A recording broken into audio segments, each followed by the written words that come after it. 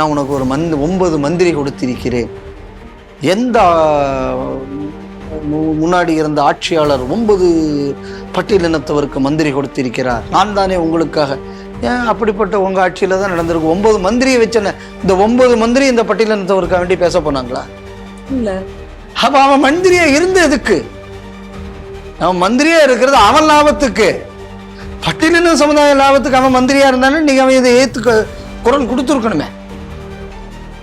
அப்போ இந்த தலைவர்கள் எல்லாமே ஜாதி என்பதை ஓட்டுக்காக பயன்படுத்தக்கூடியவர்கள்.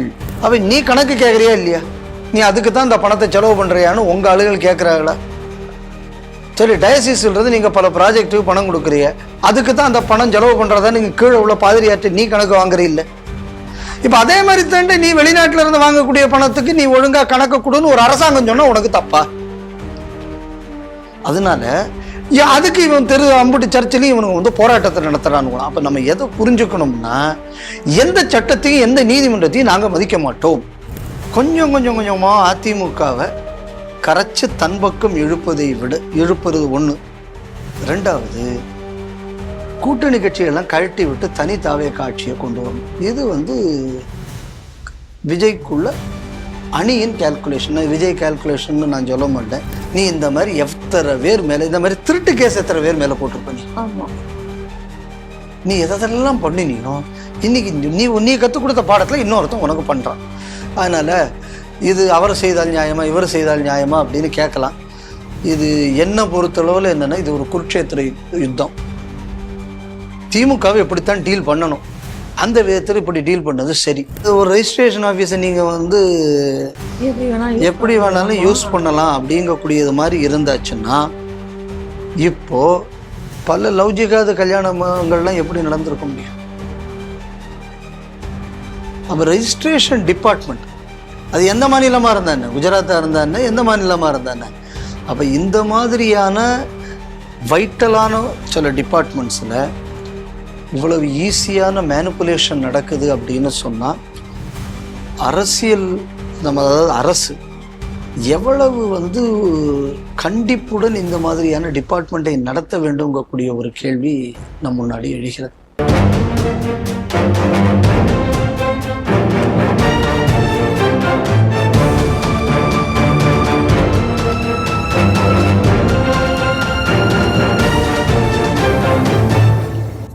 ஸ்ரீ டிவி நேயர்களுக்கு வணக்கம். இன்றைய செய்திகள் சிந்தனைகள் நிகழ்ச்சிக்கு உங்களை வரவேற்கிறோம். இன்றைய செய்திகள்: பட்டியல் சமுதாய இந்துக்களை பெட்ரோல் ஊற்றி எரிக்க முயன்ற கிறிஸ்தவ மதவெறியர்களை கைது செய்ய இந்து முன்னணி கோரிக்கை. எடமலைப்பட்டி புதூர் பகுதியில் உள்ள வாய்க்காலை கார்மல் சர்ச் ஆக்கிரமித்துள்ளதாக கூறி இலா கண்ணன் உயர்நீதிமன்றத்தில் வழக்கு. தாவைக்காவில் இணைந்த சி. விஜயபாஸ்கர், எம்.ஆர். விஜயபாஸ்கர் ஆகியோர் பழனிசாமி மீது அடுக்கடுக்கான குற்றச்சாட்டுகள். தாவைக்காவினரை திமுகவில் சேர்க்க ரூபாய் 35 கோடிக்கு பேரம் பேசியதாக ஆடியோ வெளியீடு. திமுக செந்தில் பாலாஜி தம்பி மீது குற்றச்சாட்டு. 3 பேர் கைது. பதிவு திருமணம் ஹிந்து திருமணமாகாது, அக்னி சாட்சியாக நடப்பதே செல்லும். குஜராத் உயர்நீதிமன்றம் அதிரடி தீர்ப்பு. இந்த செய்திகள் குறித்து நாம் திரு பாலகௌதமன் அவர்களுடன் சிந்திக்க இருக்கிறோம். வாருங்கள் நேயர்களே. வணக்கம். வணக்கம் அம்மா.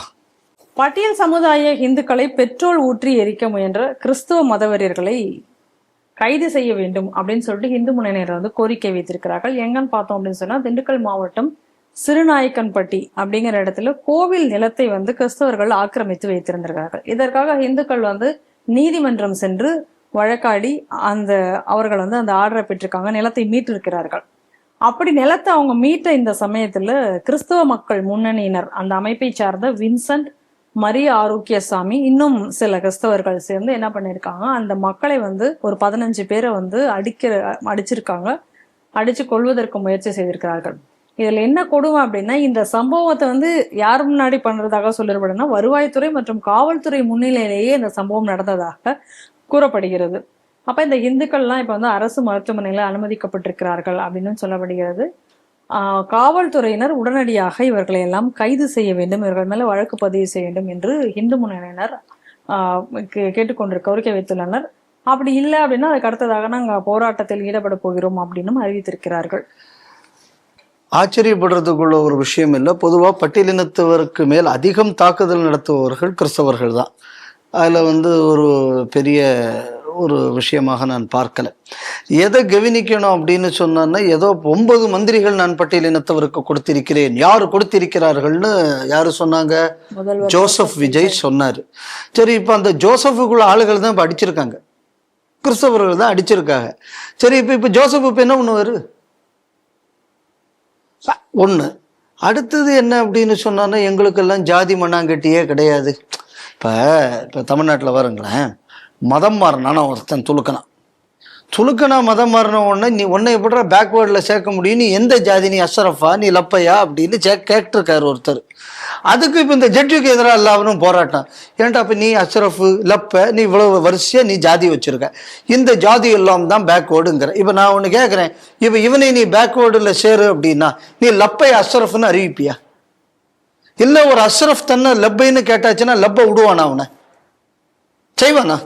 விட மாட்டேன்ல. அப்போ வாண்ட ஜாதி இருக்குங்க கூடியது உண்மை தானே. அப்போ வாண்ட ஜாதி இருக்குங்க கூடியது நீ ஒத்துக்கவும் மாட்டேன். இப்போ கேட்ப ஒருத்தர், நாங்களெல்லாம் இந்து மதத்திற்கு திரும்புகிறோம் என்று நினைக்கிறோம், எந்த ஜாதிகள் நீங்கள் எங்களை சேர்ப்பீர்கள் அப்படின்னு பல பயிலுவ தெருவா பேசிக்கிட்டு தெரிகிறான்ல. இன்னைக்கு இதே கேள்வியை இப்போ அவர் இருப்ப இந்த லப்பையில சேர்க்க போறியா அசரப்புல சேர்க்க போறியாங்கிற கேள்வி அவர் கேட்கிறார், நீதிபதி கேட்கிறார். ஸோ அதுக்கு வாய்ப்பு இல்லை. அப்போ இந்த வியாக்கியானம் மண்ணாங்கட்டி பேசுகிற பயிலுவெல்லாம் இப்போ அதுக்கும் வியாக்கியானம் பேசியிருக்கணும், ஒரு பயிலுவலும் பேசலை. இப்போ அதே மாதிரி தான் கிறிஸ்தவ மதத்திலையும் இவனுகளை மாதிரி ஜாதி வெறி பிடிச்சவன் எவனும் இருக்க முடியாது. என்ன ஒரு விஷயம் பாருங்க, திருச்சியில் என்ன மேட்டர் அப்படின்னு சொன்னா, ஒரு பட்டியலினத்தை சேர்ந்தவருக்குள்ள பணத்தை புதைக்கிறதுல பிரச்சனை. அது புதைக்க கூடாது அப்படின்னு சொல்லி அது எங்க ஜாதிக்குள்ள சுடுகாடுன்னு கேஸ் போட்டானுவ. இந்த கேஸுக்கு இவனுக்கு எதை தெரியுமா ஆதாரமா யூஸ் பண்ணா, போப் கிரிகோரி 15ன்னு வந்து அந்த காலத்துல ஏதோ ஒரு பேப்பல் புல்லு கொடுத்துருக்க. அப்படி அந்த இதுல எப்படின்னா, சர்ச்சுக்குள்ள ஜாதிய சம்பிரதாயங்களுக்கு இடமளிக்கிறோம் சொன்னது யாரு? Pope Gregory. ஏண்டா அப்ப ஜாதி ஏதோ இல்லை, ஜாதியை ஒழிக்க கிறிஸ்தவ மதம் வந்திருக்குன்னு அப்ப எதுக்குடா அந்த போப்பு வந்து இந்த மாதிரி ஒண்ணு கொடுத்தா? இதான் கோர்ட்ல இவங்க பயன்படுத்தின லட்சணம். அதையும் கூட ஒரு வேடிக்கை என்னன்னா, இப்ப திண்டுக்கல் மாவட்டத்தில் இந்த சம்பவம் நடந்திருக்கு. எது புதுசு ஒண்ணும் இல்லை திண்டுக்கலுக்கு. ஏற்கனவே இதே திண்டுக்கல் மாவட்டத்தில் மெய்க்கோவில்பட்டி அப்படின்னு ஒரு ஊர். இந்த மெய்க்கோவில்பட்டியில பட்டியலின சமுதாயத்தை சேர்ந்தவர், அவர் வந்து கிறிஸ்தவ இருக்கக்கூடிய ஊர் வழியா நடந்தான் என்பதற்காக அவன் வாயில பீய திணிச்சானுங்க இந்த கிறிஸ்தவ பயிலும்.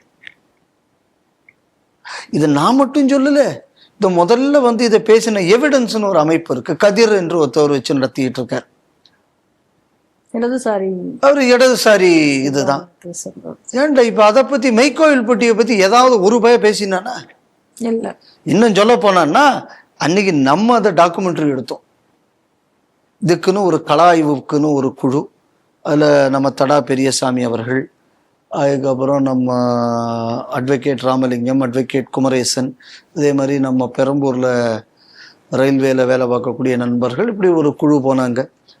லோக்கல் இவங்களுக்கு வீடியோ எடுப்பதற்காக உதவிக்கு அந்த நேரத்தில் அரவிந்தன் நீலகண்டன் அவர்கள் அங்கே அந்த விஷயத்திற்காக சென்றார். அப்போ அந்த மாதிரி நம்ம ஒரு ஆவணப்படம் வெளியிட்டோம்.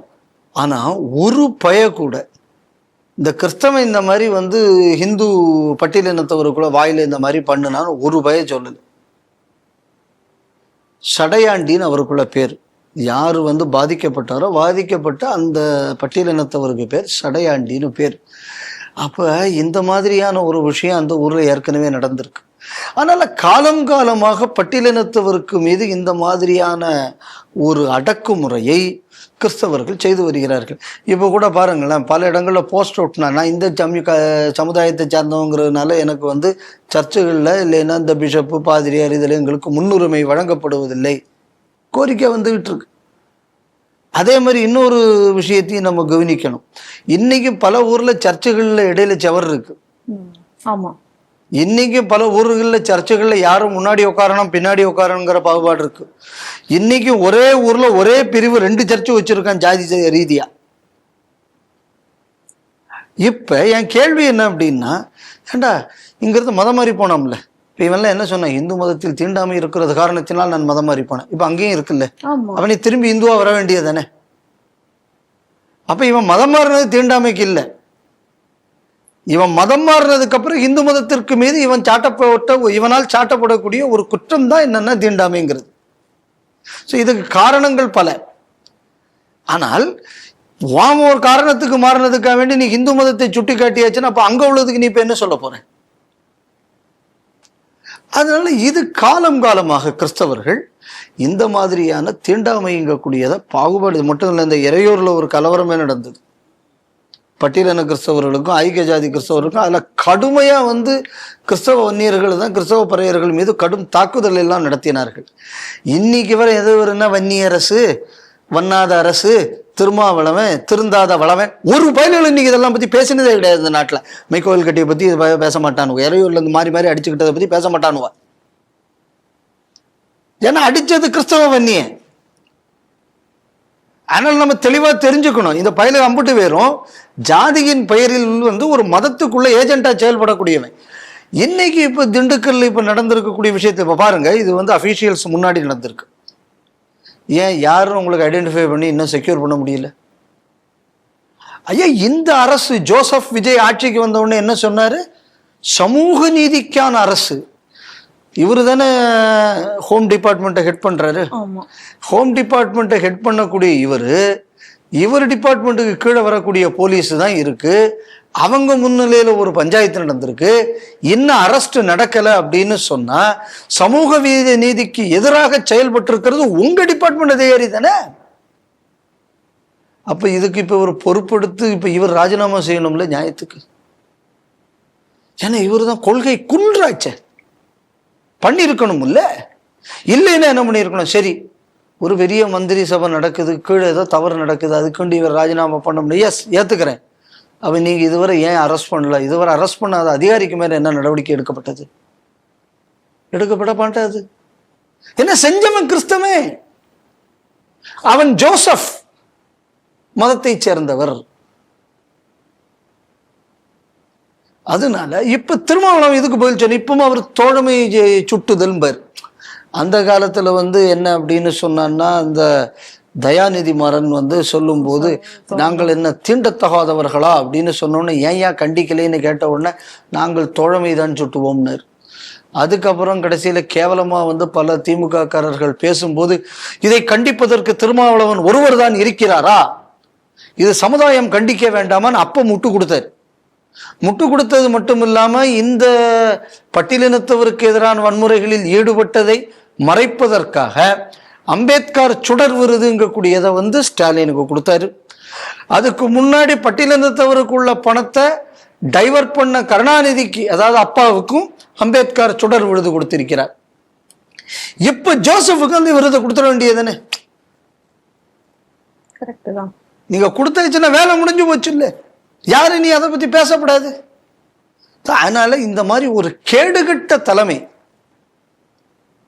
இதை பட்டியல் சமுதாயம் நம்பி இருக்கக்கூடிய காரணத்தினால் பட்டியல் சமுதாயத்துக்கு இந்த வீழ்ச்சி வருகிறது.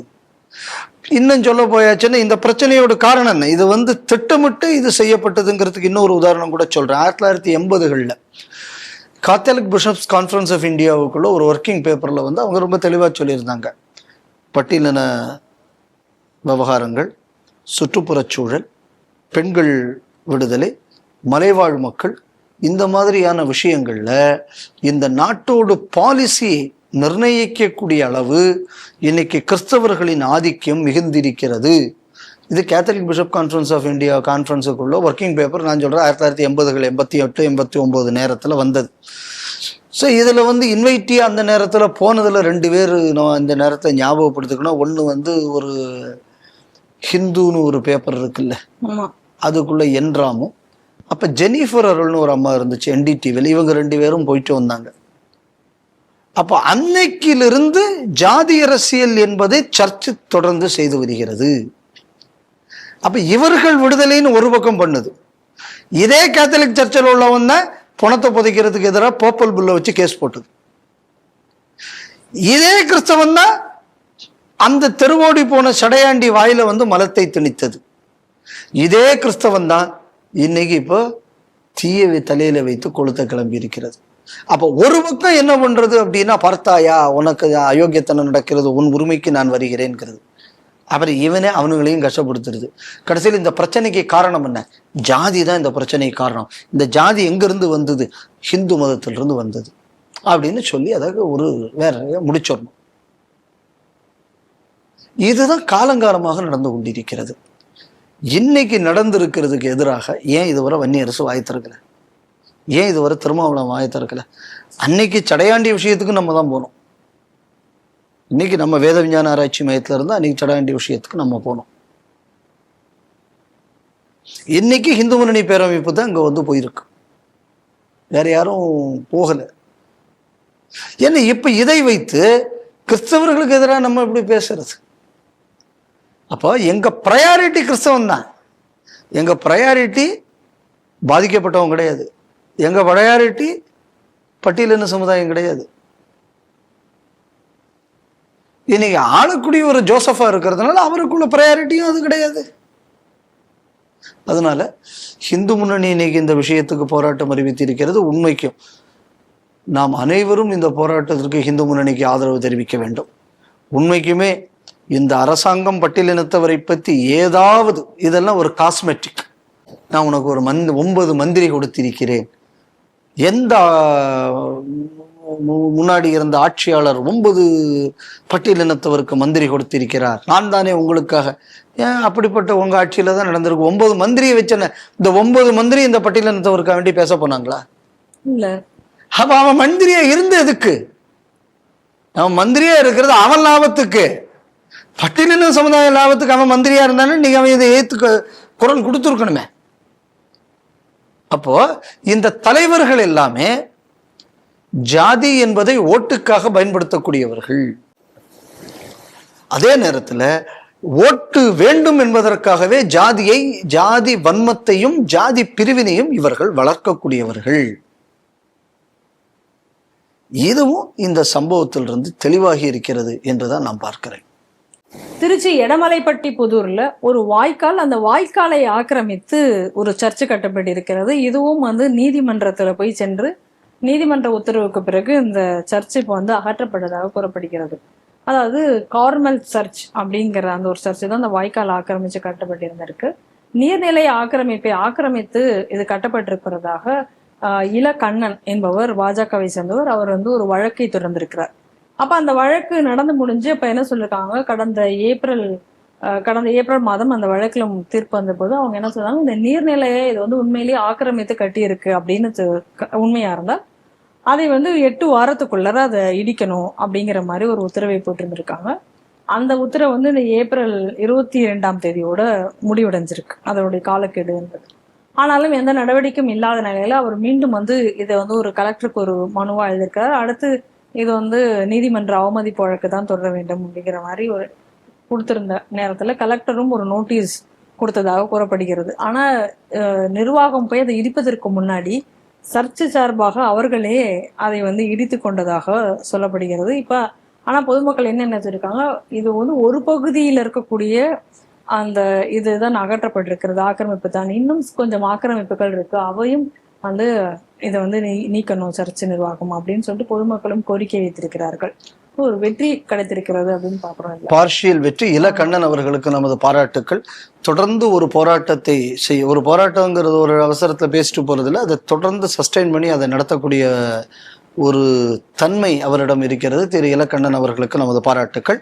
இல்லை எதை கவனிக்கணும் அப்படின்னு சொல்லியாச்சுன்னா, இதுக்கு முந்தைய விஷயத்திலையும் நீதிமன்ற தீர்ப்பை கிறிஸ்தவம் மதிக்கல, இங்கே நீதிமன்ற தீர்ப்பை கிறிஸ்தவம் மதிக்கல. இவனுக்குள்ள ஆட்டிடியூடு. எஃப்சிஆர்ஏ திருத்த சட்டங்கள் வந்திருக்கு.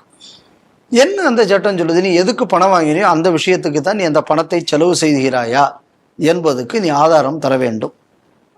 நான் வெளிநாட்டில் தான் நான் பணம் வாங்குறேன், எதுக்கு வாங்குற? எல்லாருக்கும் பள்ளிக்கூடத்தில் பாடம் சொல்லி கொடுக்கறது பணம் வாங்குறேன்னு வச்சுக்கோங்க. இல்லைன்னா எல்லாருக்கும் உடம்பு சரியில்லை, அதுக்கு வேண்டி ஆரோக்கியமான அதாவது என்ன சொல்ல மருத்துவ விஷயங்களுக்கு நான் காசு வாங்குறேன். இல்லை ஏதாவது ஒரு இடத்துல சொட்டு நீர் பாசன வசதி இல்லைன்னா அதாவது விவசாய மேம்பாட்டுக்கு பணம், நீ எதுக்கு பணம் வாங்குறியோ அந்த பணத்தை அதுக்கு தான் நீ செலவு செய்தாயா என்பதற்கு நீங்க ஆதாரம் கொடுக்கணும். இது எல்லா என்ஜிஓக்கும் பொருந்தும் இல்லையா? ரைட்டா? என்ஜிஓ விடுங்க, ஒரு கிறிஸ்தவம் பள்ளிக்கூடம் நடத்தினான், அவன் நிர்வாகத்துல இருந்து ஒரு விஷயத்துக்குன்னு ஒரு பணத்தை இது பண்றாங்க. அவன் நீ கணக்கு கேட்குறியா இல்லையா? நீ அதுக்கு தான் இந்த பணத்தை செலவு பண்றியான்னு உங்க ஆளுகள் கேட்குறாங்களா? சரி, டயசிஸ்ல இருந்து நீங்க பல ப்ராஜெக்ட்டுக்கு பணம் கொடுக்குறீங்க, அதுக்கு தான் அந்த பணம் செலவு பண்றதா நீங்க கீழே உள்ள பாதிரியாற்ற நீ கணக்கு வாங்குறீல்ல? இப்ப அதே மாதிரி தாண்டி நீ வெளிநாட்டுல இருந்து வாங்கக்கூடிய பணத்துக்கு நீ ஒழுங்கா கணக்கு கொடுன்னு ஒரு அரசாங்கம் சொன்னா உனக்கு தப்பா? அதனால அதுக்கு இவன் அம்புட்டு சர்ச்சிலையும் இவனுங்க வந்து போராட்டத்தை நடத்துறானுங்களாம். அப்ப நம்ம எதை புரிஞ்சுக்கணும்னா, எந்த சட்டத்தையும் எந்த நீதிமன்றத்தையும் நாங்க மதிக்க மாட்டோம். இது யூனிஃபார்மா இருக்கக்கூடிய கிறிஸ்தவ டெண்டன்சி. பாருங்க, இன்னைக்கு முதல் 2 செய்தியிலையும் 2மே வந்து நீதிமன்ற தீர்ப்பு. அங்க தீர்ப்பை வாங்கிட்டு வந்ததுனால அங்க அவன் தலையில வந்து பெட்ரோல் ஊற்றி கொளுத்த போறான். இங்க என்னடா அப்படின்னு சொல்லியாச்சுன்னா நீதிமன்ற தீர்ப்பை கொடுத்து இவங்க அடுத்தது கண்டம்ட்டு போனா பிரச்சனையாகும்னு கவர்மெண்ட், இது என்ன கவர்மெண்ட் கூப்பிட்டு சொல்லியிருப்பான், நாங்களே இடிச்சிடுறோம், பெருசா வேண்டாம், அப்ப காம்பவுண்டை மட்டும் இடிச்சாலும் உள்ள கட்டடத்தை அப்படியே வச்சுக்கலாம். இப்ப என்ன நடக்கும் அப்படின்னு சொன்னா, இப்ப கலெக்டர் இப்போ ஒரு ரிப்போர்ட் அனுப்புவார், நாங்க அங்க போய் பார்த்தோம், அதை அவன் இடித்திருக்கிறான், முழுமையாக இடித்திருக்கிறான்ங்கிற வார்த்தை அதுல இருக்காது. அவன் முன்னாடி இருந்து எடுத்தவோ அப்படி அதுல பாக்கி இருக்கோ, அவன் சரி அப்ப நான் அதை பாக்குறேன் அப்படின்னு சொல்லி அதை இடிக்காம பாதுகாக்கிறதுக்கு இப்ப திருப்பி இலக்கண்டனோ இல்லைன்னு யாராவது இப்போ வந்து கேஸுக்கு மறுபடி போகாம இருந்தாச்சுன்னா ஆக்கிரமிப்பை வந்து ரெகுலரைஸ் பண்ணிடுறது. அந்த பக்கத்தில் உள்ளது முன்னாடி உள்ளதை கொஞ்சத்தை இடிச்சு விட்டு பாக்கி. ஸோ இது என்னன்னா நீதிமன்ற தீர்ப்பு வந்ததுக்கு அப்புறமும் ஆக்கிரமிக்கிறதுக்குள்ள ஒரு வழி இது. அதனால இது வந்து நம்ம வந்து இது நான் சொன்னேன், இது முழுமையான வெற்றின்னு நான் சொல்ல மாட்டேன், வெற்றியின் தொடக்கம்னு சொல்லலாம். எனக்குள்ள ஒரு நம்பிக்கை என்ன அப்படின்னு சொன்னா, இதை தொடர்ந்து நமது இந்துக்கள் இதை முன்னெடுப்பார்கள்னு நான் நம்புறேன். மொத்த ஆக்கிரமிப்பும் மாற்றப்பட வேண்டும். இப்ப நல்லா யோசிச்சு பாருங்க, திமுக ஆட்சி வந்த உடனே அங்கங்க சில கோயில்கள் எல்லாம் அடிச்சான், நீர்நிலை ஆக்கிரமிப்புன்னு. அப்ப சில ஆளுங்க சில போட்டோ எடுத்து போட்டாங்க, சில சர்ச்சு இந்த மாதிரி ஆக்கிரமிக்கப்பட்டு இருக்கிறதுன்னு. அப்படி போட்டோ போட்டவங்களுக்கு மேலெல்லாம் போலீஸ்ல கேஸ் எடுத்தாங்க. ஏன்டா இப்ப நீர்நிலை ஆக்கிரமிப்பு கோயிலுக்கு வரும்னா ஏன்டா அது சர்ச்சுக்கு வராதாங்க கூடிய கேள்வி வந்து யாரும் கேட்க கூடப்படாது. அதனால இந்த அரசாங்கம், இந்த அரசாங்கம், முந்தின அரசாங்கம், அதுக்கு முன்னாடி இருந்த எடப்பாடி அரசாங்கம், எல்லா அரசாங்கமும் இந்த விஷயத்துல ஒண்ணுதான், கிறிஸ்தவர்களுக்காக சட்டத்தை மிதித்தார்கள். இதுதான் உண்மை. சரி, இப்போ வந்து கலெக்டர் வந்து ஏப்ரலுக்குள்ள கொடுக்கணும், சரி கொடுக்கல, அதை மட்டும் அவன் இடிச்சிருக்கான், பாக்கி வச்சிருக்கானே, அப்ப அந்த பாக்கியை வந்து நியாயத்துக்கு கலெக்டர் இடிச்சிருக்கணுமா வேண்டாமா? அவ ஏன் கலெக்டர் அதை இடிக்கிறதுக்கு உத்தரவு போட்டிருக்கணும்ல? அப்ப ஸ்டில் இது கண்டெம்ட் தான், இப்பவும் இது கண்டெம்ட்ல இருந்து வெளியில வரல. ஏன்னா ஆக்கிரமிப்பை அகற்றுவதற்கு தான் நீதிமன்றம் ஆக்கிரமிப்பா இல்லையான்னு, சரி அது ஆக்கிரமிப்பா இல்லையா என்று பார்க்கக்கூடிய அறிக்கையை ஏன் இவர் இதுவரை கலெக்டர் கொடுக்கல? அப்ப நல்லா தெரிஞ்சுக்கணும்னா, நீ முதல்ல லேசா கொஞ்சத்தை வெட்டு, இடி, நான் ஆக்கிரமிப்பு இருந்து இதுல எதுவும் இல்லைன்னு நான் ஒரு ரிப்போர்ட்டை கொடுக்குறேன். இடிச்சதை மக்கள் பார்த்த உடனே சந்தோஷப்பட்டு ஆமா கேஸுக்காக வேண்டி எல்லாம் இடிச்சுட்டாங்க பயந்துன்னு ஹிந்துக்களும் அமைதியா போயிடுவாங்க, நம்மளும் இதை அதோட க்ளோஸ் பண்ணிடலாம், நீ ஏன் தப்பிடலாம், நீ பாக்கியை நீ ஆக்கிரமிச்சது உனக்கே தான், இதெல்லாம் செட்டப். அதனால ஏதோ கிறிஸ்தவர்கள் ஏதோ சட்டத்தை மதித்து இடித்து விட்டார்களே அப்படின்னு ஒரு ஹிந்து நினைச்சாம்னா அவனை மாதிரி முட்டாள் உலகத்துல கிடையாது. இன்னைக்கு தான் நடந்திருக்குது. ரெண்டாவது, எங்க ஊர்ல ஒரு பாதிரியார் உண்டு, ஜெகத் காஸ்பர்னு பேர். அவர் இடையில ஏதோ கூப்பிட்டு இந்த பத்திரிகைகள் ஏதோ இந்த விழா ஏதோ நடந்தது, பாண்டிய யாரோ நடத்த ஏதோ ஒரு நிகழ்ச்சியில் அவர் ஏதோ பேச போனார். அதில் ஏதோ வந்து பேசி பார் மேற்கு தொடர்ச்சி மலை எங்கள் தாய் அப்படின்னு எல்லாம் பேசுவார். ஆனால் நீங்கள் எங்கள் கன்னியாகுமரி மாவட்டத்தில் வந்து என்ன, இந்த மேற்கு தொடர்ச்சி மலையில் பல இடங்களில் குருசு நாட்டி இருக்கிறது, பாதி கட்டடம் கட்டிக்கலாம் இந்த பயிலோட தான் இருக்கும். இப்போ கூட பாருங்க, தாமரகுளம்னு ஒரு இடம் இருக்கு, எங்க இருக்குன்னா பெரிய குளத்துக்கு பக்கத்துல, அங்க ஒரு மலை இருக்கு. அந்த மலைக்கு பேரே வந்து வெங்கடாஜலபதி கரடுன்னு பேரு. அதில் பார்த்தீங்கன்னா ஒரு பெரிய ஒரு கிறிஸ்தவ காம்பவுண்டோட ஒன்று பெருசாக கட்டியிருப்பான், மேலே ஒரு துளுக்குன்னு ஒன்று கட்டி வச்சுருப்பான். சரி துளுக்குன்னு விடுங்க, நீ இப்போ இந்த கிறிஸ்தவன்கிட்ட போய் சொல்லலாம்ல, மலை எங்கள் தாய், அதை பார்க்கப்படாதுன்னு சொல்ல வேண்டியதுதானே. யூபிஏ கவர்மெண்ட் இருக்கும்போது காட்கில் கமிட்டி ரிப்போர்ட்னு ஒன்று வந்தது. அது வந்து கன்சர்வேஷன் ஆஃப் வெஸ்டர்ன் காட்ஸை பற்றி. அதை ஏற்றுக்கொள்ள மாட்டோம்னு சொன்னது கிறிஸ்தவ சோனியா காந்தி அரசு. ஏன் அப்படின்னு சொன்னால் கேரளாவில் இருக்க அம்புட்டு கிறிஸ்தவ மிஷனரியும் ப்ரெஷர். ஏன்னா ஒட்டுமொத்த மேற்கு தொடர்ச்சி மலையில் பல ஆக்கிரமிப்பு பண்ணி இன்னைக்கு இன்னும் சொல்ல போயாச்சுன்னா இன்னைக்கு கேரளாவில் வரக்கூடிய இந்த அந்நீவன் பிரச்சனைகள், வெள்ளப்பெருக்கு, இதுக்கு எல்லாத்துக்கும் மேக்சிமம் காரணமே அதை இன்னைக்கு இந்த பல நிலநடுக்கங்களுக்கு காரணமே இந்த பயிலவை பண்ண இந்த கூத்துகள் தான். கூட அது ஒரு ரிப்போர்ட் கொடுத்துருந்தாங்க, நம்ம பார்த்துருந்தோம். ஸோ அதனால இது வந்து என்ன அப்படின்னு சொன்னா பொது சொத்தை நீர்நிலையை ஆக்கிரமிக்கிறது, இந்த மலைகளை ஆக்கிரமிக்கிறது, இது கிறிஸ்தவனுக்கு காலங்காலமாக செய்கிறது. ஆனால் இவனுக்கு அந்தால என்ன சொல்லுவோம்னா இவனுங்களே ஏதாவது இவனுக்கு தான் ஊரில் என்ஜிஓ தொழில் தானே, சேவைக்காக என்ஜிஓ பண்ணுறது இல்லை. ஏன்னா மகாத்மா காந்தி அடிக்கடி இந்த விஷயத்தை சொல்லியிருக்காரு. என்ன சொல்லியிருக்காரு இந்த கிறிஸ்தவனை பற்றி சொல்லும்போது, பொது சேவை என்பது மதமாற்ற தூண்டிலில் வைக்கப்படும் இறை. நான் சொல்லலை, சொன்னது யாரு? மகாத்மா காந்தி சொல்லியிருக்காரு இந்த கிறிஸ்தவர்களை பற்றி. சொல்லிவிட்டு இன்னொரு விஷயமும் சொன்னார், எனக்கு சட்டம் இயற்றும் வலிமை என்று ஒன்று இருந்தால் நான் முதலில் ஏற்றப் போவது மதமாற்ற தடை சட்டம். இதுவும் காந்தி சொன்னது. இவனுங்களை பற்றி அன்னைக்கே அவருக்கு தெரிஞ்சிருக்கு. அப்போ இந்த பொது சேவைங்கக்கூடிய பேரில் இதில் நான் ஏற்கனவே எனக்கு முன்னாடி உள்ள நியூஸில் சொன்ன மாதிரி அந்த சிபிசிஐ டாக்குமெண்ட்டில் இவங்க என்ன சொல்லியிருக்காங்க, சுற்றுப்புறச் சூழல் இதில் வந்து இந்த நாட்டோட பாலிசி எழுதக்கூடிய அளவு கிறிஸ்தவர்கள் இன்று மேன்மைப்பட்டு விட்டார்கள். என்விரான்மெண்ட்டுக்கு நம்ம தான் அதிகம் வேலை செய்கிறோம். ஏன்டா நீங்கள் இதனோட சுற்றுப்புறச் சூழலை பற்றி பேசுகிறவன், இப்போ நீ தானடா ஆக்கிரமித்து வச்சுருக்க. அப்போ இந்த சுற்றுப்புறச் சூழலோட நோக்கம் என்ன அப்படின்னா இவனுக்கு இதை வச்சு நிறைய என்ஜிஓ நடத்தி போட்டு 500 காலம் 600 ஆண்டு காலம் அந்த காலத்தில் வந்து ரெஜிஸ்ட்ரேஷன் டிபார்ட்மெண்ட்டு கூட வந்திருக்காது. அவன் பல தலைமுறையாக அங்கே சாமியை வச்சு கும்பிட்டுக்கிட்டு இருப்பான்.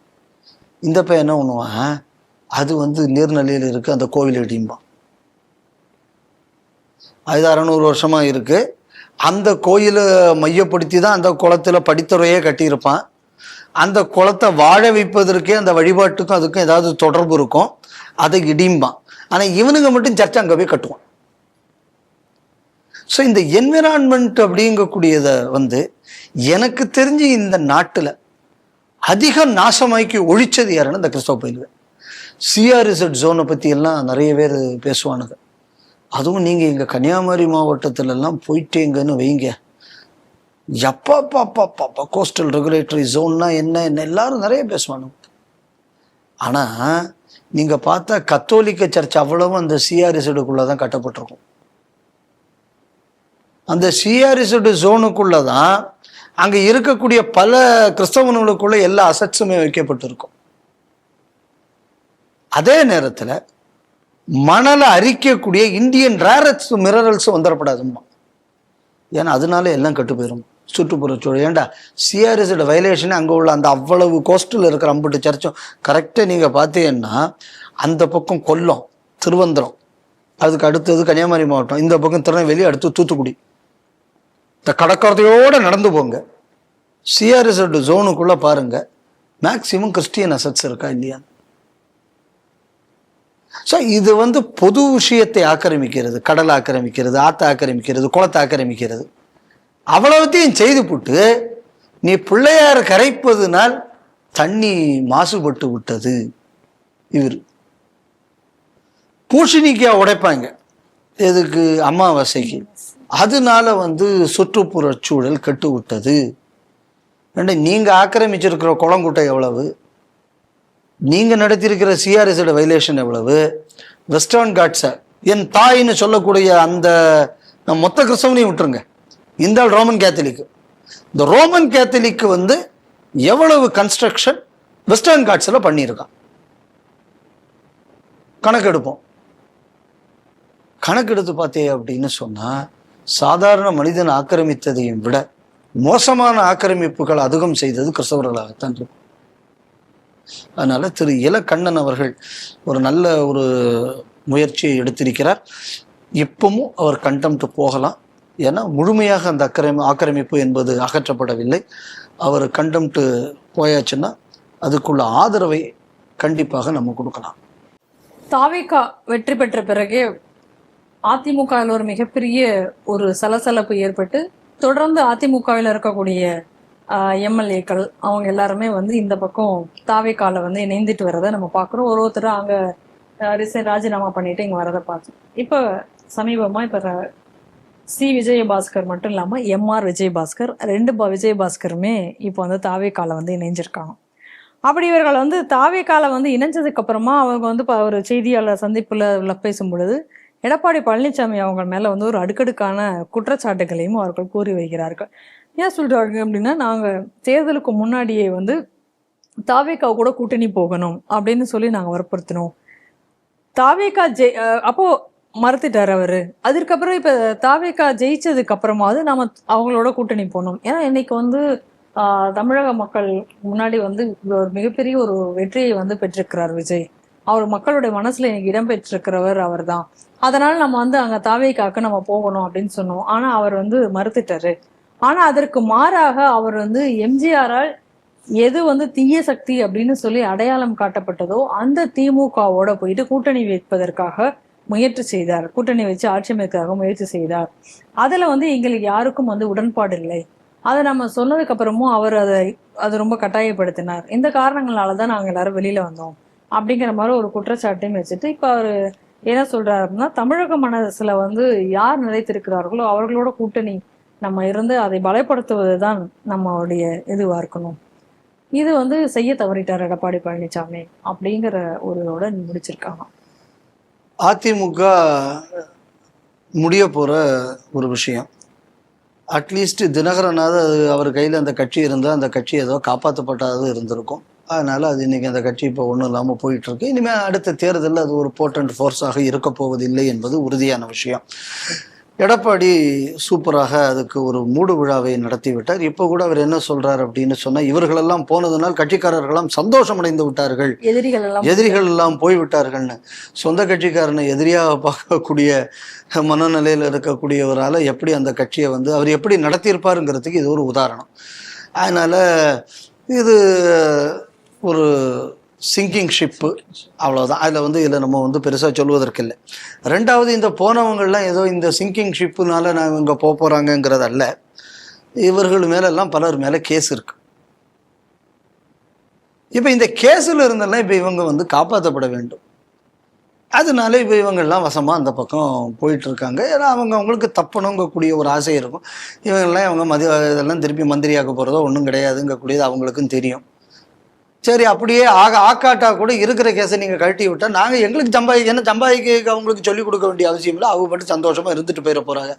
அதனால இதில் வந்து அவங்களுக்குள்ள இந்த கால்குலேஷனும் நம்ம இதில் கவனிக்கணும்.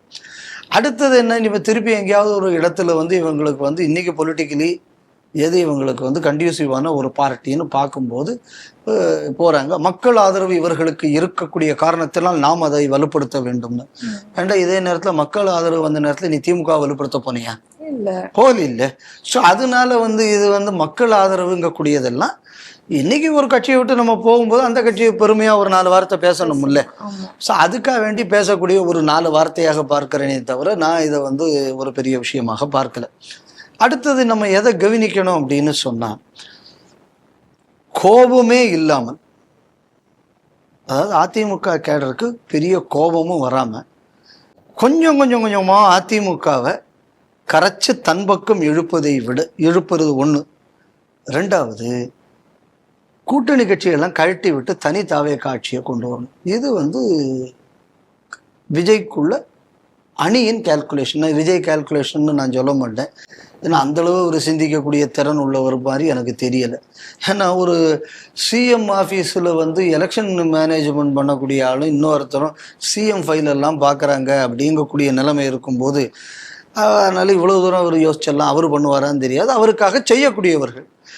எனக்கு தெரிஞ்சு இவங்களுக்கு மெஜாரிட்டிக்கு எவ்வளவு சீட்டு தேவையோ அந்த சீட்டு வர பலரை வந்து இவங்க கொஞ்சமாக ரிசைன் பண்ண வைக்கிறது. ஒரேடியாக ரிசைன் பண்ணாமல் ஒவ்வொரு இடத்துல கொஞ்சமாக போயாச்சுன்னா தான் இப்போ சப்போஸ் இப்போ பை எலெக்ஷன் வருது, பை எலெக்ஷன் வரும்போது அதிமுக திமுக சேர்ந்து காமன் கேண்டிடேட்னு போட்டாச்சுன்னா அது வந்து 2 கட்சியும் சேர்ந்து ரேலி பண்ணுறதுக்கு ஒரு வாய்ப்பு இருக்கும். அதை ஒட்டுமொத்தமாக ஒழிக்கணும். அதே நேரத்தில் எடப்பாடிங்கக்கூடிய பிம்பத்தை சுக்கு நூறாக்கணும். உள்ளிருந்தே அதிமுகவை சிதைக்கணும். அதுக்கப்புறம் தான் இவங்க தனியாக இது பண்ணணும். அப்போ விஜயபாஸ்கருக்கு சீட்டு கொடுக்க வேண்டாங்கிற தேவை கூட அவருக்கு வராது. ஸோ தாவேக்கா சேர்ந்து இப்போ ரிசைன் பண்ண அவ்வளோ எம்பிக்கு நம்ம ஏன் சீட்டு கொடுக்கணும், நம்மளே நம்ம விட்டு ஜெயிச்சுட்டு போகலாமே, அந்த ஒரு நிலைமைக்கும் கொண்டு வரணும். ஸோ அதனால என்ன பண்ணுறாங்கன்னா கொஞ்சமாக அதிமுகவை கரைச்சி அதை திருப்பி எழும்ப விடாமல் பண்ணக்கூடிய ஒரு வேலையை இன்றைக்கி அவங்க பண்ணிக்கிட்டு இருக்காங்க. இதுதான் நம்ம இதில் கவனிக்க வேண்டிய இன்னொரு அம்சம். இந்த இடத்துல தான் அண்ணாமலையை விட விஜய் உயர்ந்து நிற்கிறார். நான் என்றைக்குமே சொல்லக்கூடியது கழகங்கள் இல்லா தமிழகம் தான் தமிழ்நாட்டுக்கு நல்லது அப்படிங்கக்கூடியது எனது கருத்து ஆரம்பத்திலிருந்து. அதனால தான் இந்த 2024 அண்ணாமலையை ஆதரித்து நான் பேசின ஒரு காரணம் அதுதான், முக்கியமான காரணம் தான். என்ன 2 மூதேவியும் இல்லாமல் எலெக்ஷன் நிற்கிறார் அப்படிங்கிறது. இப்போ எப்படி இவர் பண்றார் பாருங்க. விஜய் கலைஞரை நான் ஏற்றுக்கொள்கிறேன் அப்படின்னு சொல்லிட்டார். அம்மா ஜெயலலிதாங்கிறார். எம்ஜிஆர் எங்களது தலைவர், மக்கள் தலைவர் அப்படிங்கிறார். எதெல்லாம் ஓட்டு ரீட்டைனிங் ஃபேக்டரா ஏடிஎம்கேக்கு இருக்கோ அது எதையுமே அவர் டச் பண்ணல. அதே நேரத்தில் ஏடிஎம்கேயோட நெகட்டிவ் ஃபேக்டர் யாரு அப்படின்னா எடப்பாடி பழனிசாமி. அதை மட்டும்தான் டச் பண்ற. அது அவர் பண்ணல, அதிமுக காரங்களை வச்சு அந்த வேலையை செய்துக்கிட்டு இருக்காரு. அண்ணாமலை என்ன பண்ணிட்டாரு, டைரக்டாவே ஏடிஎம்கேயோட பைண்டிங் ஃபேக்டரா இருக்கக்கூடிய ஜெயலலிதாவை கை வைக்கிறார். ஸோ புத்திசாலித்தனமா இப்போ அதிமுகவை உடைக்கக்கூடிய அந்த ஒரு என்ன சொல்லலாம்னா அந்த ஒரு ட்ரிகரை அவர் லூஸ் பண்ணிட்டார். இதை இன்னைக்கு விஜய் ரொம்ப அழகா பண்ணிட்டு இருக்காரு. ஏன்னா இப்போ ஜெயலலிதாவை ஞாபகம் வச்சுக்கிறாங்க, மறந்துட்டாங்க, என்னதான் இருந்தாலும் ஜெயலலிதாக்குன்னு சொல்லி ஒரு அந்த கோர் அதிமுக காரங்களுக்கு ஒரு இது இருக்கும். இப்போ என்ன அப்படின்னா எம்ஜிஆர் பிரின்சிபிள், ஜெயலலிதா பிரின்சிபிள் எல்லாமே என்னோட பிரின்சிபிள் தான். இதில் குற்றவாளி யார்? எடப்பாடி. ஏன்னா அந்த ஆள் திமுகவோட சேரப்போனா உங்களுக்கு துரோகம் பண்ணா இப்போ இதுதான் அதிமுக கேடர்கிட்ட கீழே போகும். இதனால் இப்போ என்ன நம்ம கவனிக்கணும் அப்படின்னா அண்ணாமலையின் இந்த தவறான ஒரு இதனால அதிமுகவை பிஜேபி முழுங்கக்கூடிய சந்தர்ப்பம் போச்சு. இல்லைன்னா அதிமுகவை பிஜேபி முழுங்கி இருக்கணும். இன்னைக்கு அதை விஜய் கொஞ்சம் வெற்றிகரமாக செய்திருக்கிறார்னு தான் நான் பார்க்குறேன். அதனால இதை பற்றி பலர் இன்னைக்கு கம்யூனிஸ்ட்காரங்க கூட இதில் என்ன தப்பு இருக்கு, ஜெயிக்கக்கூடிய ஒரு கட்சி பலர் இப்படி செய்கிறார்கள்னு கம்யூனிஸ்ட் இதுக்கு ஒரு நியாயப்படுத்தியிருக்கான். இதே கம்யூனிஸ்ட் வேற கட்சிக்காரங்கள்லாம் ரிசைன் பண்ணிட்டு பிஜேபிக்கு போகும்போது என்னெல்லாம் பேசினாங்கன்னு நமக்கு தெரியும். ஆபரேஷன் லோட்டஸ், ஆமா, என்னெல்லாம் பேசினாங்க. ஏன்டா இப்ப இதை சொல்ல வேண்டியதுதானே, ஆபரேஷன் விசில்னு. ஆபரேஷன் ஏதாவது ஒரு பய அதை பத்தி எழுதுனானா? ஒரு பய எழுதல் இல்லை. அது மட்டும் இல்லாம இப்ப என்னடான்னா தாவேக்கா தலைமையில தனி இவங்க ஒரு கூட்டணி வைக்க போறாங்களாம், கூட்டணிக்கு கோஆர்டினேட்டர்லாம் போட போறாங்களாம். இதெல்லாம் இன்னைக்கு நீங்க பேசுறீங்களே. இப்ப கேட்க வேண்டியதுதானே, 50% மேல் மோடி ஓட்டு வாங்கவில்லை, அதனால் அவர் எப்படி இந்த நாட்டின் பிரதமராக இருக்க முடியும்னு பலர் கேட்டாங்களே. இவ எத்தனை % ஓட்டு வாங்கிச்சு?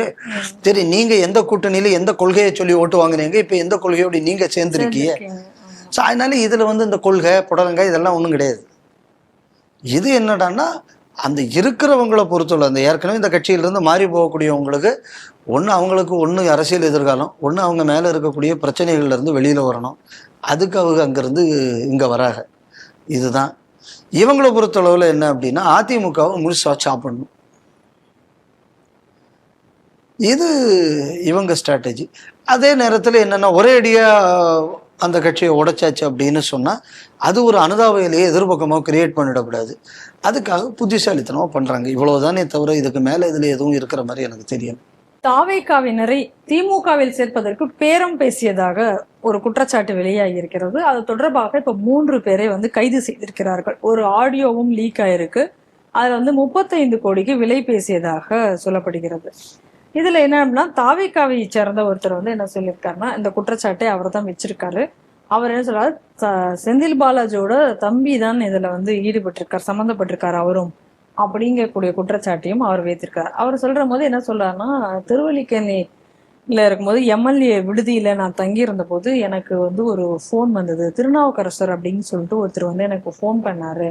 அப்போ அவர் ஃபோன் பண்ணும்போது அவர் என்கிட்ட என்ன சொன்னாரு, அவர் ஒரு யூடியூப் சேனல் வச்சு நடத்திட்டு இருக்காரு. அது மட்டும் இல்லாம IPDS அப்படின்னு சொல்லி ஒரு கருத்து கணிப்புக்கான ஒரு இதையும் அவர் வச்சிருக்காரு, நிறுவனத்தையும் அவர் வச்சிருக்காரு. அவர் தான் எனக்கு ஃபோன் பண்ணாரு. இப்ப சபாநாயகருக்கு எதிராக ஒரு தீர்மானத்தை கொண்டு வரலான்னு இருக்காங்க எதிர்கட்சியினர், முக்கிய கட்சிகள். அப்படி கொண்டு வரும் பொழுது உங்க கட்சியில இருந்துட்டு நீங்க கட்சிக்கு எதிராக, அதாவது சபாநாயகருக்கு எதிராக நீங்க ஓட்டளிக்கணும். அப்படி நீங்க ஓட்டு இது பண்றதா இருந்தா இவ்வளவு கோடி ரூபாய் அப்படிங்கிற மாதிரி பேசியிருக்காங்க. அவர்கிட்ட அதை பேசும்போது இதுல எல்லாம் எனக்கு விருப்பம் இல்லை அப்படின்னு நான் சொன்னேன். ஆனாலும் விடாமல் அவர் என்னை தொடர்பு கொண்டு பேசி கொண்டே இருந்தார். திரும்ப திரும்ப இதே விஷயத்த சொன்னாரு அப்படின்னு சொல்லிட்டு இவர் ஒரு காவல் நிலையத்துல இவர் போலீஸ்ல புகார் கொடுத்திருக்காரு. அதை தொடர்பாக தான் இப்ப திருநாவுக்கரசர், ரமேஷ், தியாகராஜன் அப்படின்னு கூடிய 3 பேரையும் அவங்க கைது செய்திருக்காங்க. இப்ப இதுல ரமேஷ்ங்கிறவர் தான் அசோக் குமார், அதாவது செந்தில் பாலாஜியோட தம்பியை சந்தித்ததாகவும் கூறப்படுகிறது. அதனால அசோக் குமார் மேலவும் வழக்கு பதிவதற்கு ஆனா வாய்ப்பு இருக்கிறது அப்படிங்கிறதும் இதுல கூறப்படுகிறது. இல்ல, ஒரு விஷயம் நல்லா தெரியணும், இந்த சம்பவம் எப்பவோ நடந்தது. ஆமா, சம்பவம் முன்னாடி நடந்தது. இப்ப என்ன அப்படின்னா, ஒவ்வொரு கட்சியும் அங்கங்கிருந்து உருவிக்கிட்டு தாவேகா பக்கம் போகுது. இப்ப தாவேகாக்காரங்க ஹார்ஸ் ட்ரேடிங் நடத்திக்கிட்டு இருக்காங்கன்னு சொல்லி கவர்னர்கிட்ட திமுக காரங்க ஒரு குற்றச்சாட்டை வைக்கிறாங்க. இதை வச்ச உடனே இமீடியட்டா ஒரு கம்ப்ளைண்ட் ரெஜிஸ்டர் ஆகுது. இது என்னன்னா, திமுக காரன் முன்னாடி என்னென்னலாம் பண்ணுனானோ இது அவ்வளவு இன்னைக்கு திமுக காரன் திருப்பி தாவேகா காரனுக்கு பண்றான். அதனால இது என்ன பொறுத்தளவு நான் இதை ஒரு சந்தோஷமான விஷயமாக பார்க்கிறேன். இதுல நடுநிலை இருக்கிறதா, இதுல மொராலிட்டி இருக்கா, இதுல கண்டிப்பா இருக்க வேண்டிய அவசியம் இல்லை என்ன பொறுத்தளவுல. ஏன்னா நீ என்ன அயோக்கியத்தனம் பண்ணியோ ஒன்னு அதே அயோக்கியத்தனத்துல இன்னொருத்தன் ஒழிக்கிறான். இது இவ்வளவுதான். ஏன்னா இப்ப யோசிச்சு பாருங்க, ஒவ்வொரு தரமும் சங்கத்தில் RSSல ரூட் மார்ச்சுக்கு கேட்கும்போது கடைசி நேரம் வரை பர்மிஷன் கொடுக்கறது கிடையாது. கடைசி நேரத்தில் இந்த பர்மிஷனை நாங்கள் மறுக்கிறோங்கிறது. அதே மாதிரி ஏதாவது இந்து மாநாடு நடந்ததுன்னா இதே மாதிரி பண்ணுறது. ஒவ்வொரு தரம் இவங்க கோர்ட்டில் போய் கேஸை போட்டு இந்த மாதிரி கஷ்டப்படுத்திக்கிட்டு. இப்போ இடையில திமுக காரனுக்கு ஏதோ ஒரு ஆர்ப்பாட்டத்துக்கு கேட்டானா, கரெக்டாக முந்தின நாள் ராத்திரி 1 மணிக்கு உனக்கு நீ இவ்வளவு நாள் முன்னாடி எனக்கு மனு கொடுக்காத காரணத்தினால் அனுமதி கொடுக்கவில்லை அப்படின்னு மெட்ராஸ் போலீஸ் கமிஷனர் ஆஃபீஸ் சொல்றது. அவங்களுக்கு ஒரு லெட்டர் போச்சு, நீ இப்படித்தானே இந்து அமைப்புகளுக்கு பண்ண, இன்னைக்கு உனக்கு இன்னொருத்த பண்ணியிருக்கான் பத்தியா. இதுதான் என்னன்னா கர்மா ரிப்பீட்ஸ் இட் செல்ஃப்ங்கிறது. அதனால நான் இதுல ரொம்ப சந்தோஷப்படுறேன். இன்ஃபேக்ட் நீ இந்த மாதிரி எத்தனை பேர் மேல, இந்த மாதிரி திருட்டு கேஸ் எத்தனை பேர் மேல போட்டிருப்ப, நீ எதெல்லாம் பண்ணினியோ இன்னைக்கு நீ கற்றுக் கொடுத்த பாடத்துல இன்னொருத்தன் உனக்கு பண்றான். அதனால இது அவர் செய்தால் நியாயமா இவர் செய்தால் நியாயமா அப்படின்னு கேட்கலாம். இது என்ன பொறுத்தளவில் என்னன்னா, இது ஒரு குருட்சேத்திர யுத்தம். திமுகவை எப்படித்தான் டீல் பண்ணணும், அந்த விதத்தில் இப்படி டீல் பண்ணது சரி. அதே நேரத்தில் இது திமுக காரன் செய்திருக்க மாட்டான்னு நான் சொல்ல மாட்டேன். ஏன்னா திமுக அப்படின்னாலே திருடர்கள் Munnetra Kazhagam, hardened criminals. So இது செய்வதற்கு வாய்ப்பு இருக்கு, வாய்ப்பு இல்லை அப்படின்னு எக்காரணம் கொண்டு நான் சொல்ல மாட்டேன். ஏன்னா செந்தில் பாலாஜியோட பழைய ட்ராக் ரெக்கார்டு, ஏன்னா இதே செந்தில் பாலாஜி இப்படி ஒரு கேடுகட்ட மனுஷனான்னு சொன்னதே ஸ்டாலின். அவ்வளவு தூரம் கேடுகட்ட ஒரு செந்தில் பாலாஜியை பிரதான அமைச்சராக்கினது மட்டும் இல்லாமல் ஜெயிலுக்கு போனதுக்கு அப்புறம் கூட மினிஸ்ட்ரியில இருந்து வெளியில தள்ளலை அப்படின்னு சொன்னா இந்த கட்சி எவ்வளவு கேடுகட்ட கட்சியா இருக்கணும் திமுக. அதனால இந்த மாதிரியான கேடுகட்ட ஜெயிலில் அவங்க ஈடுபடாமல் இருப்பாங்கன்னு நம்ம எதை வச்சு சொல்ல முடியும்? இன்னைக்கு இவ்வளவு தூரம் நியாயம் பேசக்கூடிய கம்யூனிஸ்ட் 20 கோடி ரூபா வாங்கிட்டு தானே கூட்டணிக்கு போனாங்க. ஸோ இவங்கள்ட்ட காசு வாங்கிக்கிட்டு கூட்டணிக்கு போன கட்சிகளுக்குள்ள லிஸ்டே இருக்கு. ஸோ அதனால இது உங்களுக்கு புதுசு இல்லையே. ரெண்டாவது என்ன அப்படின்னு சொன்னா, தேன்குடத்தில் கையை விட்டு அவன் நக்காம விட மாட்டான்னு அந்த காலத்தில் தத்துவம் பேசினவனுக்கு தானே திமுக காரங்க. அதனால இந்த மாதிரியான வேலைகளை திமுக செய்யாது அப்படின்னு எக்காரணம் கொண்டு நம்ம சொல்ல முடியாது. செய்வதற்கான வாய்ப்புகள் அதிகம் இருக்கு. அடுத்தது என்ன அப்படின்னா, இதுல இந்த அசோக் குமார் யாருன்னா செந்தில் பாலாஜிக்குள்ள தம்பி. இப்போ அவர் மேல இப்போ இந்த வழக்கு பாய்ந்திருக்கிறது. யார் இவர் அப்படின்னு பார்த்தாச்சுன்னா, செந்தில் பாலாஜிக்குள்ள அந்த இடங்கள்ல எல்லாம் என்ஃபோர்ஸ்மெண்ட் டைரக்டரேட் ரெய்டு நடந்த நேரத்தில் அவங்க மேல தாக்குதல்லாம் நடத்தப்பட்டது. அந்த நேரத்தில் அந்த வழக்கில் தேடப்பட்டவர் தான் இந்த அசோக். அதுக்கப்புறம் இவருக்கு ரொம்ப நாள் கழிஞ்சு பெயிலும் கிடைத்தது. அவ்வளவு நாள் இவர் எங்க போனாருன்னே தெரியாம இருந்தார். ஏன்னா இந்தியாவில் இருக்கக்கூடிய அம்புட்டு போலீஸ்காரங்களையும் இந்த ஒரு அசோக் குமாரை தேட முடியாத அளவுக்கு தகுதியற்றவர்களாக ஆக்கி இருந்தார்கள். தகுதியற்றவர்கள் இல்லை, அவர்கள் நல்லா தெரிஞ்சுக்கணும், ஆக்கப்பட்டிருந்தார்கள். எப்படி காப்பாற்றணுமோ அந்த அளவு காப்பாத்தி எல்லாம் வச்சிருந்தாங்க. அந்த வழக்கில் சம்பந்தப்பட்டவர் தான் இந்த அசோக் குமார். இப்போ இந்த வழக்கு நீங்க பாருங்க, இதுவும் பண சம்பந்தமான வழக்கு. அப்போ பண சம்பந்தமான வழக்குங்கிறதுனால இந்த வழக்கையும் சேர்ந்து கூட இடிக்கு ரெஃபர் பண்ணலாம் தமிழ்நாடு கவர்மெண்ட். பண்ணுமான்னு எனக்கு தெரியாது. ஏன்னா எனக்கே இடி மேல நம்பிக்கை கிடையாது. ஏன்னா அந்த வழக்கு இவ்வளவு தூரம் வந்ததுக்கப்புறம் ஒரு பர்டிகுலர் டயத்துக்கு அப்புறம் அவருக்கு பெயில் கிடைச்சிருக்கு அப்படின்னா, எனக்கு இந்த பின்னணியில் எந்த பிஜேபிக்காரங்கள்லாம் இருந்தாங்கன்னு நமக்கு தெரியாது. ஏன்னா பல கேஸுகள் அங்கெல்லாம் போகும்போது வித்தியாசமாக தான் போயிட்டு இருக்கு. அதனால என்ன அந்த கட்சிக்கு மேலேயும் நமக்கு நம்பிக்கை இல்லை. அட்லீஸ்ட் இவன் பழி வாங்கணுங்கிற ஒரு உணர்வோடையாவது இவன் ஒரு வேலை செய்வான். இல்லைன்னு சொன்னா செந்தில் பாலாஜி பேசாம திமுக தேவைக்காக வந்து அந்த கேஸ்ல இருந்து காப்பாற்றப்படுவான். 2 ஆப்ஷன். இல்லை அப்படின்னு சொன்னானே எந்த பிரச்சனையும் எனக்கு கொடுக்கப்படாது அப்படின்னு சொல்லி ஒரு அமௌண்ட்டை வாங்கி ஒதுக்கி விடணும் தாவேக்கா. இல்லை தாவேக்காவுக்கு செந்தில் பாலாஜி வரணும். ஏற்கனவே அதிமுக வந்து அப்படித்தானே திமுக வந்ததே அப்படித்தானே. ஸோ அதனால இதுதான் தாவேக்காவுக்குள்ள எதிர்பார்ப்பாங்க. ஆனால் தாவேக்கா இது எடுத்துக்கிட்ட என்ன பிரச்சனை வரும்? இந்த 41 பேர் அந்த அங்கே கரூர்ல கொன்னதுக்கு இந்த ஆளு தான் காரணம்னு தாவேக்கா பிரச்சாரம் பண்ணிச்சு. அதனால செந்தில் பாலாஜியை சார்ந்தவர்களை ஜெயிலில் போட்டு பண்ணியாச்சுன்னா தாவேக்காவில் உள்ள தொண்டர்களுக்கெல்லாம் பார்த்தாயா உங்களுக்காக நாங்கள் பழி தீர்த்து விட்டோம் அப்படின்னு காட்டுறதுக்கு அவங்களுக்கு இது பிரயோஜனப்படும். அதனால இந்த கேஸ் தமிழ்நாடு கவர்மெண்ட் டீல் பண்றது என்ன நல்லதுன்னு நான் நினைக்கிறேன். ஏன்னா பிஜேபியை பொறுத்தளவுல அவங்க இவ்வளவு பாருங்களேன், இப்ப இவ்வளவு 136 137 ஜிகாதிகளால் கொல்லப்பட்டார்கள் தமிழ்நாட்டில். இந்த ஜிகாதி படுகொலைக்கு ஆதரவு தெரிவித்த கட்சிகள் உண்டு. அவங்க மேலேயே அவங்க பெருசா இந்த நடவடிக்கை எடுக்கலையே. அதை எடுத்திருந்தாச்சுன்னா இந்துக்களுக்கு பிஜேபிக்கு மேல ஒரு அபாரமான நம்பிக்கை வந்திருக்கும். ஆனால் இந்த தவறை பிஜேபி செய்யும். ஆனால் இதை தாவேக்கா செய்யாதுன்னு நான் நம்புறேன். சொல்ல முடியாது. பணம் 10 செய்யும்பாங்க.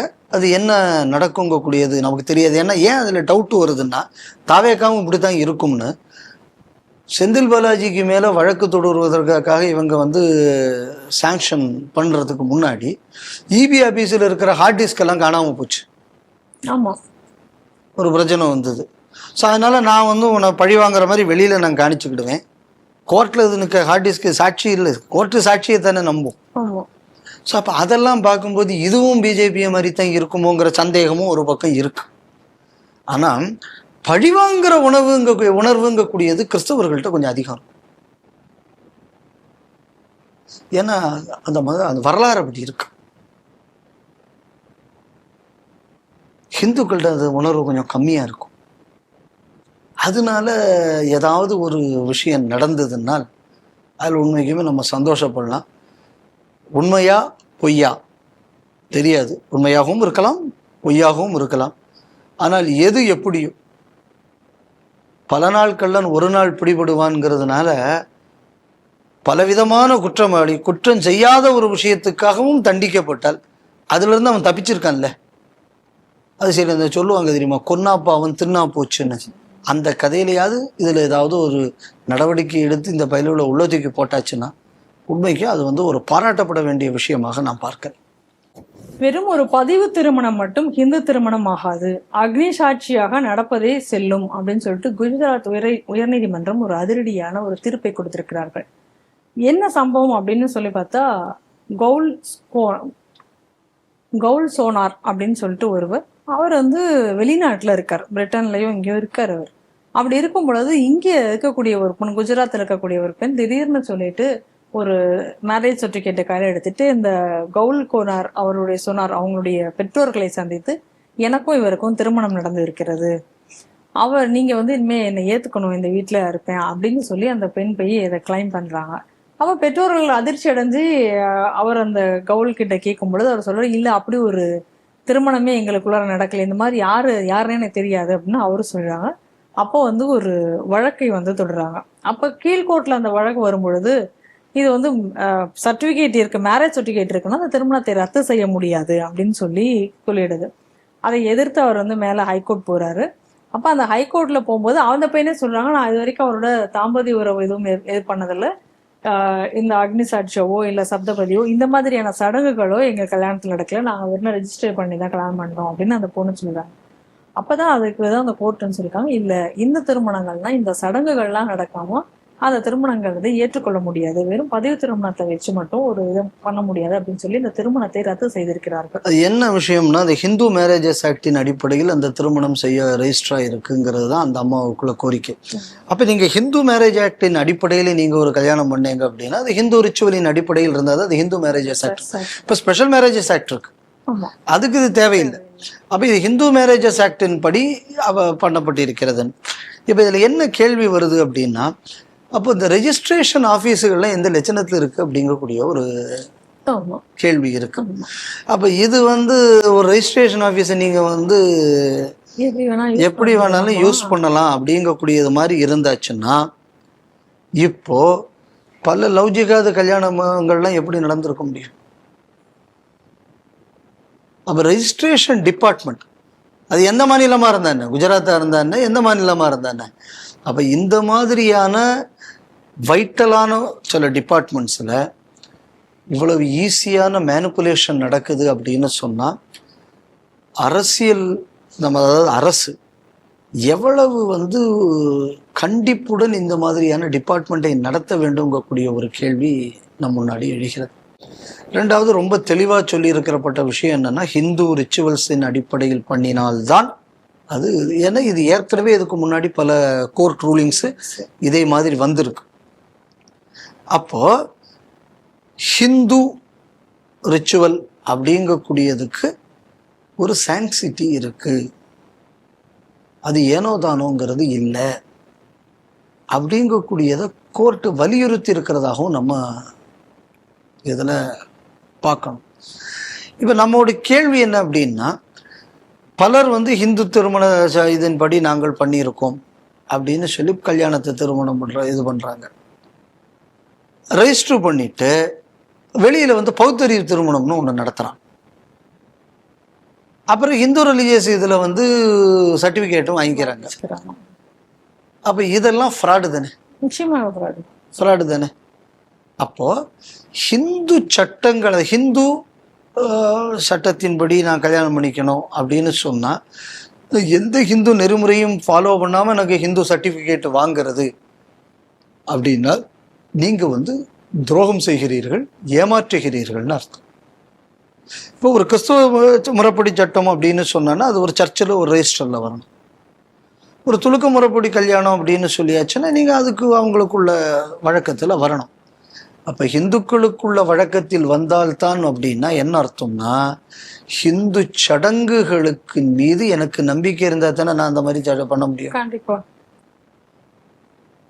அப்போ எவன்லாம் வந்து நான் இன்னைக்கு வந்து ஹிந்து இல்லை, நான் வந்து மற்றதுக்கு எனக்கு சம்பந்தம் கிடையாதுன்னு சொல்கிறேன், எவன்லாம் ஹிந்து இதில் வச்சுருக்கானோ அவனுக்குள்ள அவ்வளவு கல்யாண சர்டிஃபிகேட்டும் போலின்னு இப்போ வந்து நம்ம சொல்லலாம். அதாவது இந்த சுயமரியாதை கல்யாணங்கள் எல்லாம், அதாவது சுயமரியாதை கல்யாணத்தை ஹிந்து இதில் பண்ணிடுறது. இங்கே ஸ்பெஷல் மேரேஜஸ் ஆக்ட்ல பண்ணுறதுங்கிறது வேற. கரெக்ட். ஏன் இதில் வந்து வருது அப்படின்னா, இப்போ ஹிந்து முறைப்படின்னு வந்தாச்சுன்னா சக்சஷன், வாரிசு, ஜாயிண்ட் ஹிந்து ஃபேமிலியோட சொத்து, இது எல்லா விஷயத்துக்கும் இது வந்து பைண்ட் ஆகும். ஸோ அப்போ சொத்துக்காக, உங்கள் வாரிசு லாபத்துக்காக, இதுக்காக நான் இந்த முறைப்படி நான் வந்து கல்யாணம் நடத்துகிறேன் அப்படின்னு சொன்னால் நீங்கள் வந்து ஒரு மதத்தை ஏமாற்றுவதற்காக பயன்படுத்துகிறீர்கள்னு தானே அர்த்தம். நிச்சயமாக. இப்போ கூட பார்த்தீங்கன்னா பல துலுக்கமாறு என்ன பண்றானுங்க அப்படின்னு சொன்னா முஸ்லீம்ல இருந்து வெளியில வந்துடுறான். ஏன்னா பெண் வாரிசு மட்டும் இருக்குன்னு வைங்க, அதுல ஒரு போர்ஷன் மதத்துக்கு போகணும். இந்த முஸ்லீம் சட்டத்தின் இதுக்குன்னு ஒரு தலாக்கு என்னத்தையோ பண்ணி போட்டு அதுக்குன்னு சொல்லி நான் அதுல இருந்து வெளியில வரேன்னு சொல்லிட்டு, ஏன்னா அந்த சொத்து வந்து பொண்ணுக்கு மட்டும்தான் போகணும், அந்த நிறுவனத்துக்கு போகக்கூடாது. எப்படி ஏமாத்திரவன் அங்கேயும் இருக்கான். ஆனால் இது ரொம்ப குறைவு. ஆனால் அவன் வந்து துலுக்கனாகவே இருக்கான். அதில் அவன் மாத்துறது இல்லை. இந்த மாதிரி மாத்திக்கிறான், சொத்துக்கித்தெல்லாம் செட்டில் பண்ணிக்கிறான். அதே நேரத்தில் மெல்ல போய் தொழிலையும் போய் வசமாக வந்து தொழுதுக்கவும் செய்கிறான், எல்லா வேலைகளையும் பண்ணிக்கிறான். ஆனால் ஹிந்து பாருங்க, வசதிக்க வேண்டி இதையெல்லாம் செய்து விட்டு ஹிந்து மதத்துக்கு எதிரான பிரச்சாரத்திலையும் ஈடுபடுகிறான். அவன் சொந்த வசதிக்கு மதத்தை விட்டு வெளியில வரான், மதத்துக்கு விசுவாசமா இருக்கான். இங்க சொந்த விஷயத்துக்கு மதத்தை பயன்படுத்துகிறான். தனிப்பட்ட முறையில் அவன் செய்யக்கூடிய வேலையெல்லாம் மதத்துக்கு விரோதமானதாக இருக்கு. எப்படி 180 டிகிரி 2 பேரும் அந்த பக்கம் இருக்காங்கன்னு பாருங்க. அதனால இந்த செய்தி என்பது ஏமாற்றக்கூடியதுங்கிறது ஒரு பக்கம் இருந்தால் கூட, 2 சமுதாயத்தை சேர்ந்தவர்களின் பார்வை, 2 சமுதாயத்தை சேர்ந்தவர்கள் சட்டத்தை எதற்கு பயன்படுத்துகிறார்கள், நோக்கம் என்ன, இதை வந்து வெளிச்சம் போட்டு காட்டுவதாக நான் இதை பார்க்கிறேன்.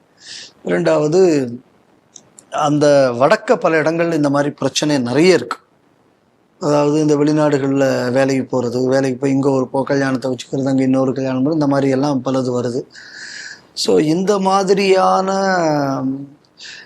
சமுதாயத்தில் இந்த சீர்கேடுகளுக்கு என்ன காரணம் அப்படின்னு சொன்னால், ஒன்று வெளிநாட்டுக்கு மேலே இருக்கக்கூடிய மோகம், 2வது என்னென்னா திருமணம்ங்கக்கூடியது. இது வந்து நம்ம நாட்டிலையும் இது வந்து ஒரு, இதை நான் இந்த வழக்கு வந்ததுனால இதை நான் சொல்ல விரும்புகிறேன்.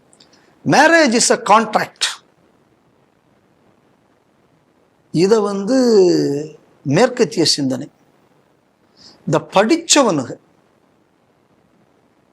இவனுங்க நிறைய பேர் இந்து மதத்தில் இதை சொல்லும். இல்லை, மேரேஜ் இஸ் அ சாக்ரமெண்ட். திருமணம் என்பது புனிதமானது. It is irrevocable. இது இந்து தர்மம். இந்த தர்மத்தை விட்டு என்னைக்கு நீங்க டைவர்ஸ் அக்செப்ட் பண்ண தொடங்கினீங்களோ,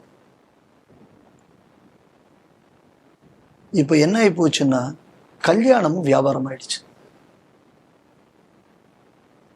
இந்த மனநிலை மாற்றம் தான் இன்னைக்கு இந்த மாதிரியான பிரச்சனைகளுக்கு காரணமாகிறது. இந்த மனநிலை மாற்றத்தை சரி பண்ணுவதற்கு இந்து சமுதாயம் தயாராக இல்லாமல் போயாச்சுன்னா, இது வந்து நம்ம ஊர்ல போலி ரேஷன் கார்டு அடிக்கிற மாதிரி, இனி அவன் போலிக்கு கல்யாண சர்டிபிகேட் அவன் வந்து கொடுத்துக்கிட்டு இந்த மாதிரி லிட்டிகேஷன்ல, அதுக்கப்புறம் என்ன உங்க சொத்தை பிரிக்கிறது பற்றி எனக்கு 30 லட்சம் ரூபா தான் நான் வந்து விட்ரா பண்ணிக்கிறேன். ஸோ இந்த மாதிரியான போக்கு அதிகரிக்கும். இதை இந்து சமுதாயம் புரிந்து கொள்ள வேண்டும். வேற சமுதாயத்தில் அவங்களுக்கு சில அட்ஜஸ்ட்மெண்ட் இருக்கு. ஏன்னா அவனுக்கு சர்ச்சை ரெஜிஸ்டர் இருக்கு, அவனுக்கு மசூதியோடது இருக்கு, அவனால அதை இது பண்ண முடியும். ஆனா ஹிந்துக்களுக்கு வந்து அந்த மாதிரியான ஒரு இது இல்லை. சட்டத்தை மட்டுமே தான் நம்பி இருக்கக்கூடிய ஒரு நிலை இருக்கிறது. ஸோ அதனால இந்த மெக்கானிசம் கூடியது, it is a secular government, it is not a Hindu government, இல்லையா? ஸோ அந்த மாதிரியான சிக்கல் இருக்கிறதுனால இது ஹிந்து சமுதாயத்துக்கு பிற்காலத்தில் ஒரு பேராபத்தை இந்த மாதிரியான விஷயங்கள் ஏற்படுத்தும். தர்மத்தின் வழி, சாஸ்திர சம்பிரதாயங்களின் வழி ஹிந்துக்கள் நடக்காமல் இருந்தாச்சுன்னா பிற்காலங்களில் குடும்ப முறை என்பது அழிவது மட்டுமில்லாமல் இந்த நாடே ஒரு பெரிய பிரச்சனையை சந்திப்பதற்கான வாய்ப்பு இருக்கிறது என்ற எச்சரிக்கையும் இந்த செய்தி நமக்கு வெளிப்படுத்துகிறது. நன்றி சார். வணக்கம் அம்மா. இன்றைய செய்திகள் சிந்தனைகள் நிகழ்ச்சி இத்துடன் நிறைவு பெறுகிறது. மீண்டும் நாளை சந்திப்போம். நன்றி, வணக்கம், ஜெய் ஹிந்த்.